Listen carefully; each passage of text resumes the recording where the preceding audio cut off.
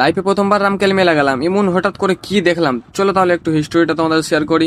Hello বন্ধুরা, দুপুর দিকে আমি খাবার দাবার খেয়ে ফ্রেশ হয়ে যাই। তো ফ্রেশ হয়ে হঠাৎ করে প্ল্যান করি কি আজকে রামকেল মেলা যাবো। তো রামকেল মেলা যাওয়ার জন্য পুরো আমি এক্সাইটেড আছি আর পুরো বেরিয়ে পড়েছি। তো আমি যাবো কিসে, তো ভেবেছিলাম টোটোতে যাবো। তো টোটো চেপে গেলাম আমি এখন। হঠাৎ করে আমি এই প্লেনটা নিয়েছি রামকেল মেলা যাবো, তাই আমি বেশি দেরি না করে আমার টোটো যেতেছিলাম। অনেকক্ষণ জার্নি করার পর গাইস দেখতেই পাচ্ছ ফাইনালি আমি পৌঁছে গেলাম রামকেল মেলায়। তো এখানে দাঁড়িয়ে বেশি লাভ নাই, তো ভিতরের দিকে যাবো। তো ভিতরে কি কি জিনিস দেখতে পাই তো পুরো জিনিসটা তোমাদেরকে শেয়ার করবো। তো আমি প্রথমে চলে আসলাম একটা প্রতিমার কাছে। এখানে তো অনেক লোকজন ছিল এবং অনেক ভিড় ছিল।